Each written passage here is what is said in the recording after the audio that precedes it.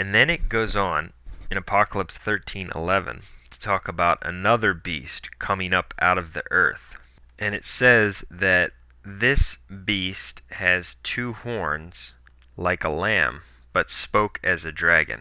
By the reference to two horns like a lamb, most commentators understand the second beast to represent a false religious leader, a false, quote, Christian teacher, because of the reference to like a lamb. And this, we believe, is the seventh king, Benedict XVI. And what's interesting about this is that it says that this beast executed all the power of the former beast in his presence or in his sight. Well, Cardinal Ratzinger, Benedict XVI, was the prefect for the Congregation of the Doctrine of the Faith. He was John Paul II's main man for almost his entire reign. He executed all of the power under him.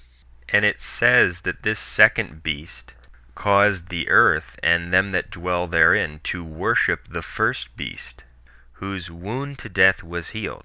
Verse 12. Benedict XVI wants to, quote, canonize John Paul II. That's what they're moving toward. John Paul II, who committed almost every abomination one could commit. First anti-pope to go to a synagogue. First anti-pope to go to a mosque. Created new martyrs. Taught that man is Christ. Brought in these pagan Assisi gatherings. All these revolutionary things. Broke down every barrier of Catholic teaching, or tried to. Who couldn't have been more evil. He wants to, quote, canonize him. And what's so fascinating is that the word here in Greek in Apocalypse 13:12, which is sometimes translated worship or adore, as in the second beast causes people to worship or adore the first beast whose deadly wound was healed. That word in Greek is proskuneo. That word does not necessarily mean worship as a god. It can mean to show homage or to bow to in reverence. And in fact, it's the exact same word used by the Second Council of Nicaea, the Seventh Ecumenical Council of the Catholic Church. The word they used in Greek to talk about the veneration of saints was proskuneo, the exact same word. That is very interesting and important, because I believe it's telling us that this, quote, worship, which the second beast causes people to offer to the first beast whose deadly wound was healed, involves the veneration of saints. And in fact, even in Old English books, you will see the veneration of saints described as the worship of the saints. Even though typically in modern English we understand by worship as a god, it doesn't always necessarily mean worship as a god in terms of latria or true adoration, which is reserved for God alone. The veneration of saints, which is not worship as a god, has been historically described as a kind of worship. And so the same word that is used to describe the veneration of the saints is used to describe what the second beast is causing people to give to the first beast. If Benedict XVI, quote, canonizes John Paul II, he will fulfill this precisely. He will be causing people to, quote, worship him in the sense that this word was used by the Seventh Ecumenical Council of the Catholic Church for the worship or veneration of the saints. And it says that the second beast did great signs, so that he made also fire to come down from heaven unto the earth in the sight of men. Well, here's the picture. During the reign of Antipope Benedict XVI, 2 years after the death of John Paul II to the day, people saw John Paul II's figure appear in fire. And this was all over the news. A miraculous image, they thought, which confirmed that he was influencing things from, quote, heaven. This occurred in Poland, and it caused a huge stir. And so this fits exactly with what is said here. And it says, he seduced them that dwell on the earth for the signs which were given him to do in the sight of the beast, saying to them that dwell on the earth that they should make the image of the beast, which had the wound by the sword and lived. So we read that the beast had the wound by the sword and lived. But in Apocalypse 13:3, we read that one of the heads of the beast, who is also a king, over the seven-hilled city had the wound by the sword and lived. So here we see that the head of the beast, the king, is identified as the beast because, as we explained earlier, the head or the king belongs to the beast, and so that which is said of him is said of the beast. And so the beast refers to the European Union, the empire, and also the emperor reigning when the beast is in existence, Kings 6 and 7. And that's true of the Roman Empire as well, because the Roman Empire was the beast that Daniel saw and prophesied.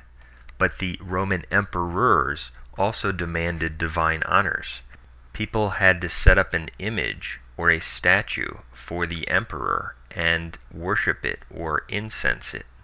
And so what we see happening here is the reenactment of the pagan Roman Empire and the worship of the pagan emperor figure. And so we see the beast which was and is not returning into a new pagan empire, causing people to worship the pagan emperor who led people into paganism, the acceptance of false religions.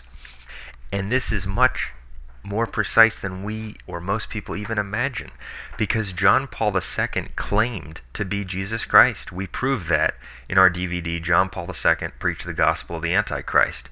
He defined Christianity as the amazement at man. He said that man is the Christ of Matthew 16, and on and on.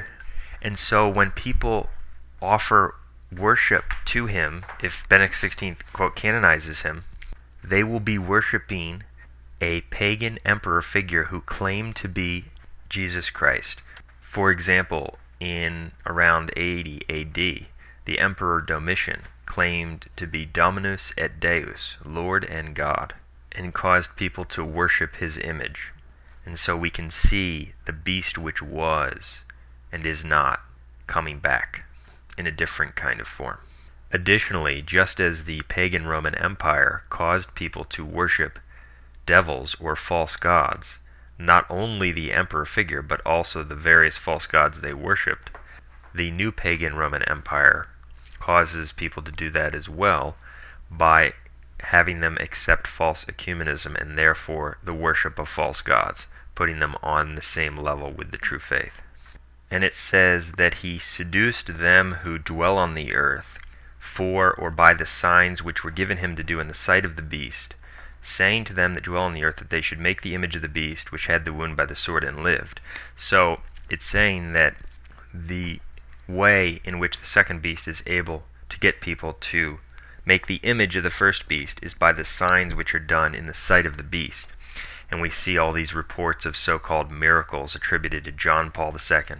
And these occur during the reign of Anti-Pope Benedict XVI, the second beast. And it's worth noting that Poland is part of the European Union.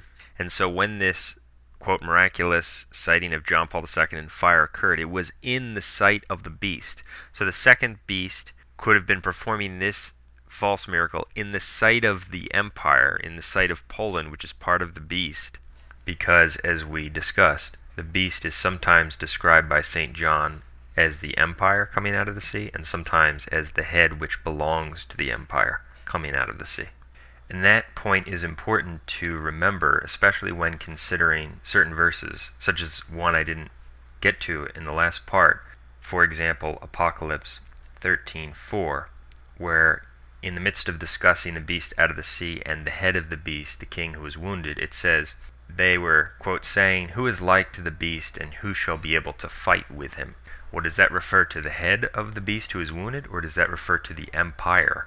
It could refer to either one, because both are truly said of the beast.